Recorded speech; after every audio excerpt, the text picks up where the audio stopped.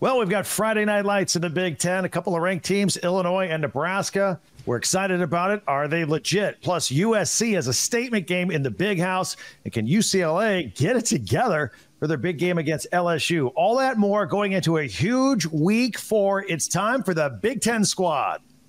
You're talking ball with the Big Ten Squad.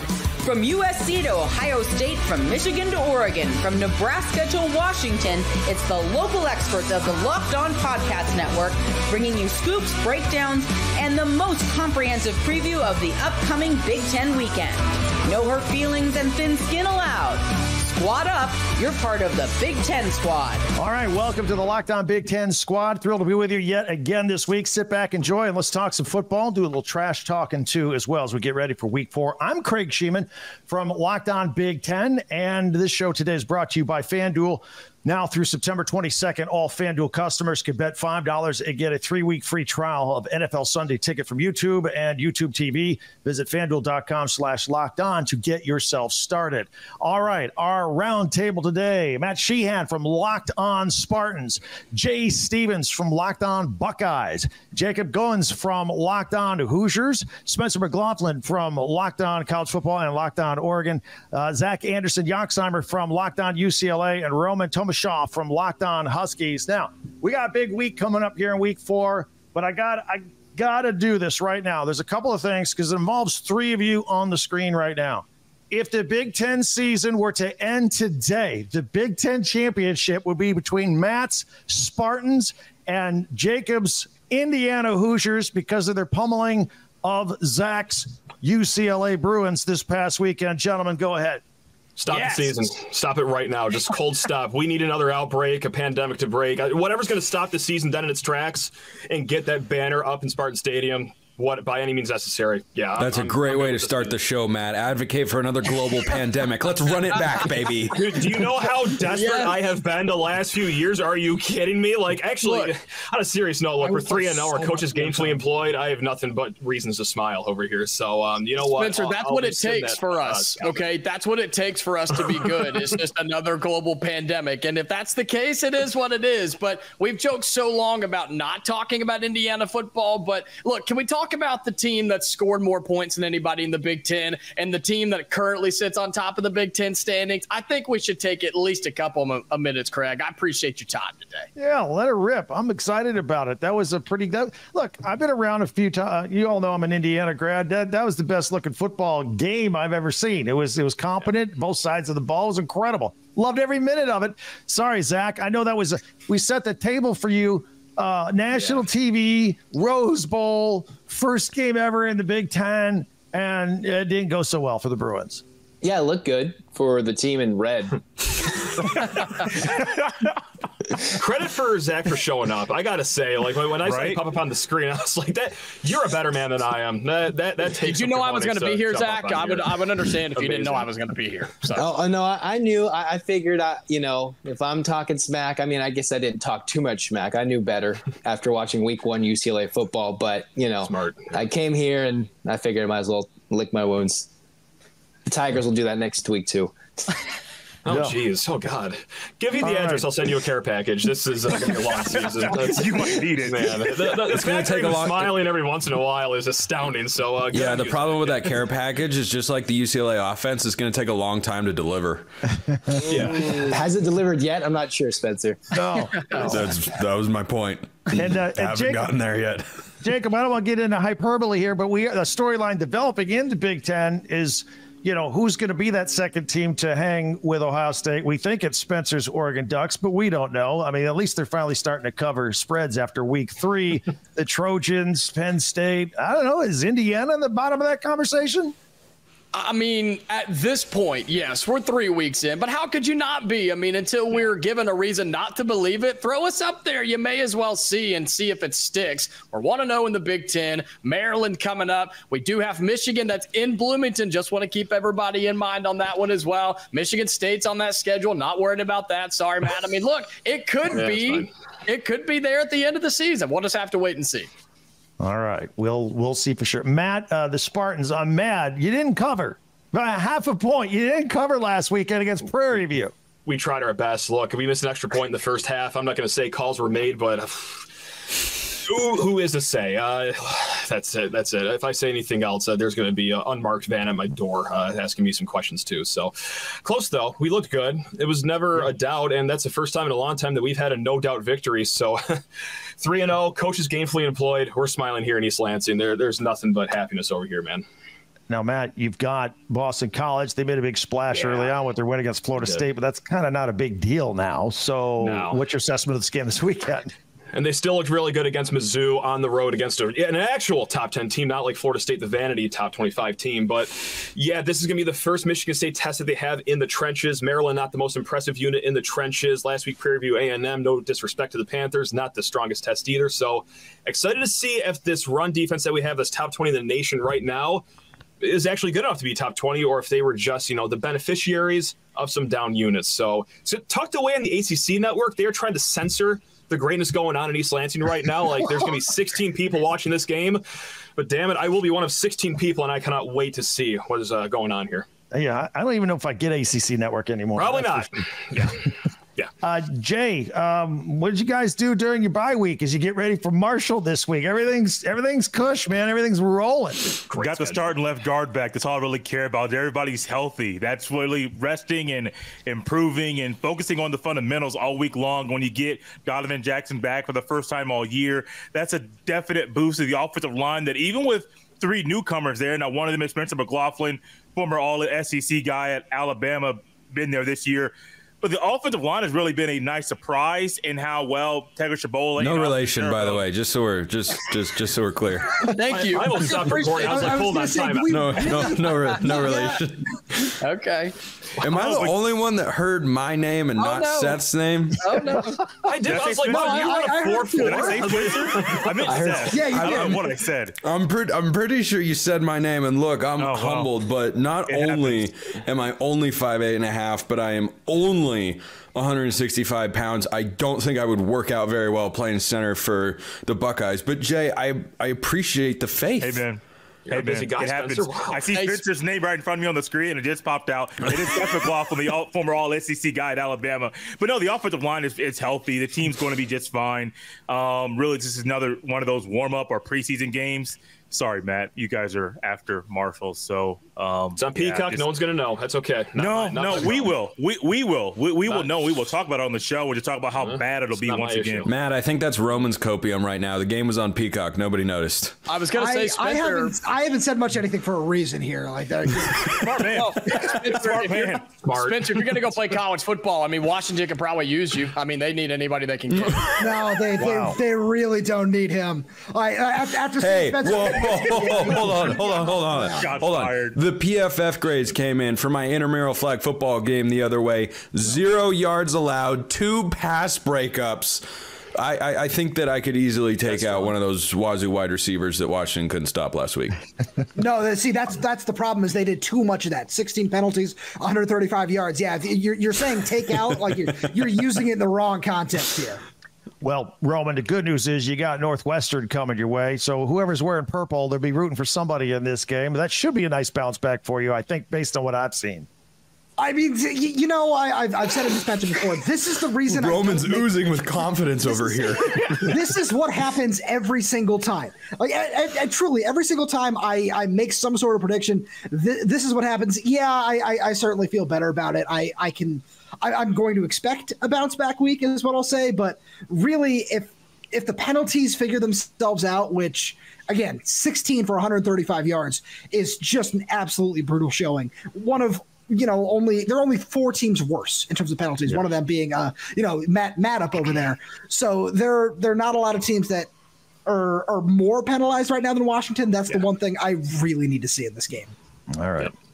Zach, UCLA's got LSU. Obviously, we joked, we kid about the tough time against Indiana, but LSU, I guess you can watch the USC game film from the first week of the season. Any thoughts on the bounce back this week for the Bruins? I heard they're trying to call up Florida State and schedule a new game, but that's a good idea. No, actually, I'll be in person to see that game in Baton Rouge. I'm assuming the tailgate will be better than the actual game, but I think the biggest thing is, can the offense score 2 touchdowns in a game? That would be something I'd like to see. And is LSU's defense from 23 translating over to 24? I'm not sure that's the case, but I'd like to see some of that, ugly 23 defense in this game. And maybe UCLA could score a few points and make this interesting for a couple quarters. All right. Jacob, for the Hoosiers, they got Charlotte. I'm curious. They're going to come back home. Like, Indiana's got like the most beautiful 55,000 seat stadium. They rarely fill it. Will there be a big crowd at this game against Charlotte? And how many points will the Hoosiers score this week? That's what we're expecting. And on Locked On Hoosiers, and so many people are saying, look, this team deserves to have people there. They deserve to have the fans there. They've built this up early this season. So, yes, people will show up. Will it be a sellout? I don't know. We'll have to see. Look, I got somebody in my YouTube comments who correctly predicted the UCLA score. He's saying 49 against Charlotte. So we're going to go with 49, and we'll see how that goes. Here's a question. Who would be the most fraudulent 4-0 team, Michigan State or Indiana? Michigan. Whoa. No, that's Indiana. 2 road wins against Power 4 teams. Thank you very much. We are not going to slander the Spartans here this early in the season. My God. I think Matt makes a compelling point. Jay in a few weeks. My goodness gracious. Come on. Yeah, I think Matt makes a compelling point. Now, Spencer, Maryland's a tough place. Spencer, you guys finally covered against Oregon State. Now you got the banner. Hang the banner. Hang the banner. No, you got the win, you covered. Now you got a week off to relax and continue to fine tune. In all seriousness, it looked like they solved 2 of their 3 biggest problems that they've had in the first 2 weeks. Yeah, cut down on the penalties and fix the offensive line. And the offensive line was concern number 1. And look, they might have found a unit, but former Indiana offensive guard Matthew Bedford hasn't played yet, and he's apparently healthy enough to get back on the field, but I don't know if you make that change right now because the offensive line in the second half against Boise State and in the entire game against the Beavs, they found a rhythm with the unit that they have without Bedford on the field. I don't know if you introduce another variable with the way they've been playing, but certainly I think the offensive line, however you look at it, is moving in the right direction. And, beating a former conference but still in-state rival, it's not as easy as you think. All right, we're going to continue with our panel. We're going to take a deeper dive into some of the other games going on in the Big Ten, including the Friday Night Lights with 2 ranked teams, Illinois and Nebraska, going at it. And USC going into Michigan. Is that going to look like the Texas game 2 weeks ago? We have all that as the Big Ten squad continues. FanDuel is fantastic because it makes watching games more fun, right? FanDuel, America's #1 sports book. And we got a little something for you here now through September 22nd. All FanDuel customers give it $5 and get a 3-week free trial of NFL Sunday Ticket from YouTube and YouTube TV. Then with YouTube TV and their base plan, you'll be able to watch every single regular season Sunday afternoon out-of-market game. All you need is a Google account and a current form of payment, and you can cancel anytime. Just visit FanDuel.com/lockedon to download America's #1 sportsbook. By the way, Thursday night football, I like the Patriots and the Jets. I like the Jets -6.5 and the under at 37.5. And Big Ten fans, I want to tell you about Roy. Have you heard about Roy?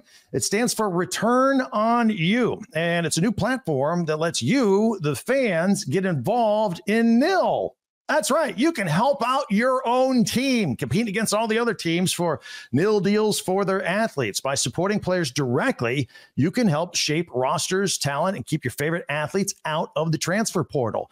Directly supports the players, exclusive content access, and no-risk contributions. Plus, you can engage with athletes on their nil journey. Download Roy for iOS or Android and enter referral code Locked On, and you'll automatically be entered into the sweepstakes to win $5,000.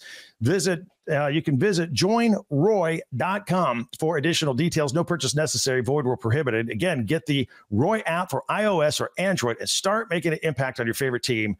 Use the referral code Locked On for an opportunity to win $5,000 cash. Again, it's joinroy.com. That's joinroy.com for more details. No purchase necessary. Void where prohibited. Get off the sidelines and into the nil game with Roy. All right, let's continue as we roll on with our Locked On Big Ten squad going into week 4. I'll ask our panel here about some other games going on this weekend. First of all, we touched on it earlier with Roman and UCLA now taking on LSU. I'll ask some of the others. Matt, let's start with you. We've seen UCLA on the national scale. We've seen LSU nationally. This could be another tough challenge for the Bruins. That's one way to put it. Yeah, God, Zach just seems like such a nice person too. I hate to talk like this about his team, but even before the season, we did a segment where 3 teams best bets for over/under win totals. One of them was UCLA under 3.5, and so far, look, I don't have a lot of great takes. That's unfortunately turning out to be one of the fantastic ones. I just don't see any possible way that UCLA keeps it close up until the fourth quarter. I'm sorry, Zach. I know we're supposed to do this whole smack talking thing and ruffle each other's feathers, but that just doesn't sit right with me. Sorry, man. Yeah. We'll just wait till basketball season. Okay, that'll be more evenly matched. That's fine. That's okay. I'll get the heat cranked up for that one. We have to avenge our COVID tournament loss. But then again, you guys did beat Juwan Howard in Michigan to get to the Final Four, so I smoothed everything over as far as I'm concerned. But Jacob and I used to always say, hey, wait till basketball season at IU. But, I mean, come on, it's the third week of September. We can't be saying that already. No. Don't give up yet. Come on, don't give up yet. There is hope. I believe hope in you guys. Yeah. ESPN has you guys at like a 24% chance to make the playoffs, right? As far as I'm concerned, that's 84%. Let's go. Yeah, absolutely. Any percent is a good percent. Absolutely. Jay, do you have any thoughts on UCLA and LSU? Since you've had a bye week, you've had a chance to watch some other football around the country. True. This is one that I've been looking forward to watching to see how good LSU plays. I think it's going to be probably a beatdown, but Tiger Stadium is a tough place to play. If it were at night, I would probably say LSU by 50, but it's not at night. It's at 3:30 Eastern, so probably Tigers by 21. But it's not easy going down there, and I feel sorry for UCLA. I really do, having to go lose to Indiana, then having to go and play LSU this weekend. It's not a good look. Not fun at all. Roman, any thoughts on that one? I mean, hey, Zach, Tiger Stadium is a great place to watch a game. I was down there a bunch of years ago when they upset Georgia. It was the first year of Joe Burrow, so a fantastic place to watch a game. Yeah, the score, all of that, that's not going to be pretty. So enjoy the food, enjoy everything else about the day except the football. Yeah. Jacob, how about you? What are your thoughts? I mean, is there a ditto button, a mirror somewhere? I don't know. I mean, it's just not going to be pretty. Look, LSU had to escape against South Carolina, who I think is probably better than people gave them credit for. I think officials helped out that a little bit there as well. But LSU's still a good football team. Brian Kelly's still a good football coach. Are they playoff good? No, probably not. But unfortunately for our boy Zach, they're good enough to beat UCLA, and they'll have their way on Saturday. Let's go round robin on the Friday night game, Nebraska and Illinois, both teams in the top 25. And Matt, I'll start with you. These are two legit teams, right? Absolutely, yeah. And Nebraska, I don't know how they have like the Ohio State and the Michigan schedule where they seemingly start with 9 straight home games, but they have done it. Here we are again at Nebraska. So, yeah, I think that they're going to roll by at least 10 points, keep the score low for Illinois because, you know, I thought the Nebraska defense would be like, good this year, but my God, especially at home, they have looked dominant. Black shirts back, perhaps, but yeah, I'm going to go Huskers 24, Illini 14. Jay, how about you? I'm right there with him. I think that this Nebraska team with the right coach when they have it right now is exactly what they should have been a couple of years ago. Also, you get a quarterback. You get a good quarterback. Now, he's young and inexperienced, but he's able to do some things early on this year in his career to build some confidence. We'll be able to see that confidence in full display on Friday night. Also, Nebraska fans are crazy. I mean, they were showing up, selling out when they were bad. So I do think that'll be a fun atmosphere to watch all Friday night, and I got Nebraska in this one. All right, Zach, what do you say? I mean, sensing a trend here, but as much as Illinois has done well to start the season, I'm feeling Nebraska as well in a close one, but I think the Huskers are going to do a good thing this Friday night. Nobody's a Luke Altmaier fan here in Brett Bielema's defense. How about you, Roman? No, I got to continue on the Nebraska side of things. As Matt said, that defense, very smart man. I've been really, really impressed by that defense. And on the other side, though, the one thing we need to do is we need to stop with this Patrick Mahomes cosplay with Dylan Raiola. Really, really talented quarterback. I am so over all of this. Like we need to stop it now, please. And like the fact that he said like, oh, I'm doing this unintentionally. No, you're not. Let's just stop with that immediately, please. I think that's a fair, wise comment. All right, Jacob, is it a sweep? Are we going Nebraska Friday night? Well, look, this season's already off to a wacky start. Things are a little bit different, right? Indiana's 3-0. We're playing well. So you know what? In the spirit of being different, in the spirit of the Locked On Big Ten Squad Show, being a little crazy, I'll take Illinois. Do I have a legitimate reason? Absolutely not. Just to be different. I'll take Illinois, and when I'm right, I'll claim it. When I'm wrong, you just won't hear from me, and that's okay. All right. That's fair enough. Love that. That's a great strategy. All right. There's a big nationally televised game in the middle of Saturday afternoon. The USC Trojans, their first Big Ten game, going into the Big House, taking on Michigan. Michigan is not what Michigan was. USC looks pretty good. Is this going to be a repeat of the Texas game 2 weeks ago where the visiting team comes in, gets up big, and Michigan just doesn't have the firepower to catch up? I'll start with you, Matt. Yeah, that's what I'm feeling, unless USC wants to have Miller Moss throw left-handed just to kind of neutralize the quarterback play between the two teams. Before I belt out a prediction, I am baffled, and feel free anyone to answer this question, but why did Sherrone Moore announce that they are changing the starting quarterback? Like, why let D'Anton Lynn, one of the greatest defensive coordinators in the nation, get a 5 full day heads up that, hey, we are drastically changing the style of quarterback?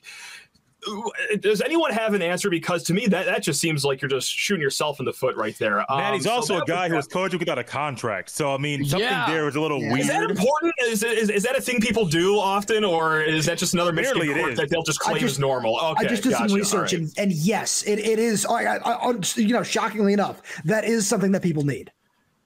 I just didn't know if Sherrone Moore was just being held hostage or something and couldn't leave the room until he was very honest about the quarterback situation. But that just seemed like free information that I would not give USC when you're already a touchdown underdog and behind the 8 ball. So I'm going to hope and guess that USC wins this game. And I'm going to be happy again for another Saturday, guys. This is great. I've been happy for three Saturdays now. This is awesome. Especially when it seems like it's Sherrone Moore's style to wait and be coy. And I mean, he didn't even announce Warren was the starter right before the kickoff of the Fresno State game. So strange. So strange. Yeah. Jay, you must be loving this, watching Michigan just circle the drain, apparently. Oh, loving it. That's a great way to describe it. And you're going to tell me that the quarterback is a guy that can't throw the ball? I literally told my friends, are Michigan fans ready to watch a run-only offense? Because they don't let him throw the ball. I don't understand the decision to not only announce it, but to go this route, because you're basically saying we're one-dimensional, and our one dimension, is it elite? No. So we got to beat you with defense. But our defense might be on the field for 40-plus minutes, so I'm not really sure exactly what's going to happen here. I got USC in this one. I do think it'll be – this one could be worse than the Texas game, because USC's already seen what Michigan is this year, so they have a blueprint and film on to see and realize, hey, we do this, we win. Zach, you got to make your debut for UCLA on national TV, and now USC is going to do the same thing, a nationally televised game, 3:30 Eastern against Michigan. How do you see this thing coming out?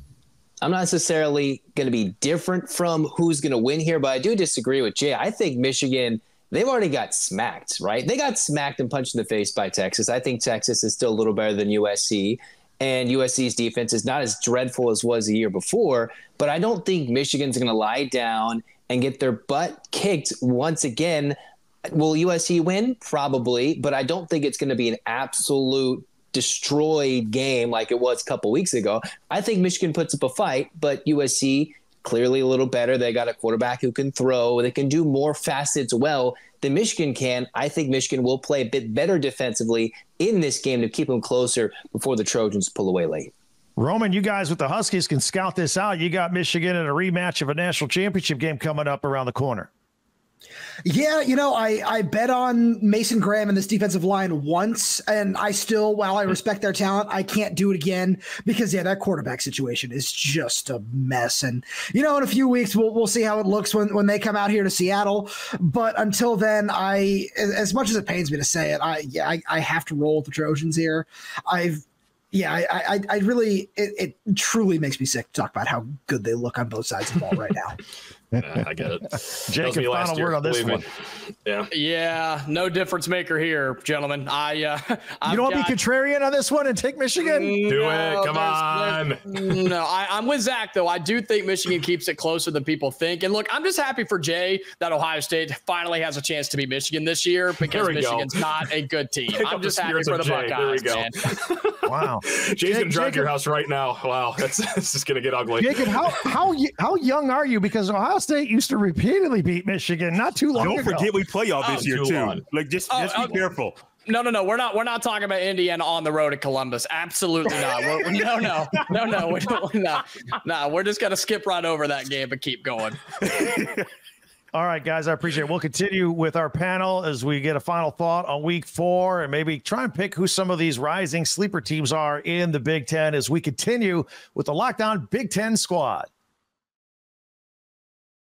You want to go to a Big Ten game? Use Gametime. Use the Gametime app. Get your tickets, whether it's for Big Ten football games, whether it's for your local theater, comedy show, all that stuff. Gametime. Get the app on your phone. It is easy to use.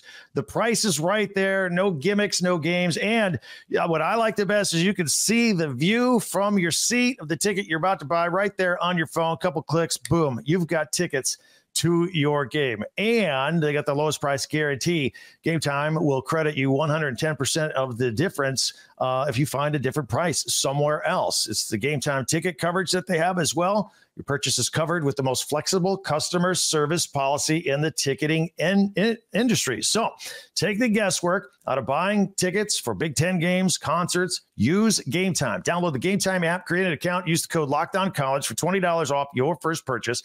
Terms apply. Again, create an account and redeem code LOCKEDONCollege for $20 off. That's LOCKEDONCOLLEGE. Download Gametime today. Last minute tickets, lowest price guaranteed. All right, down to 3. It's like Agatha Christie. Then there were 3. The strongest teams left. Let's go, baby. That's right. That's right. The flag bearers of the Big Ten. The basketball schools unite. Yes, let's go. Let's talk roundball, baby. Let's do all basketball. Let's do a curveball and talk all basketball. That's what Jake and I did in our crossover. I love it. This is almost. We got 3 of the final 4 right here. Let's go. Zach would have a stroke. Can we do this during basketball season, Craig? Because this would be fun. I mean, I don't know. We'll see what happens. Yeah. All right. Let's. We're still rolling. We'll keep it a little shorter here, and we'll get you on your way. Appreciate it. All right. 3, 2, 1. As we continue now with the Locked On Big Ten squad, we are left with Matt Sheehan from Locked On Spartans, Zach Anderson Yoxheimer from Locked On UCLA, and Jacob Goins from Locked On Hoosiers. And it just has dawned on us, this is a good basketball segment right here. The 3 teams of the Final 4 maybe this year, right here. How about that?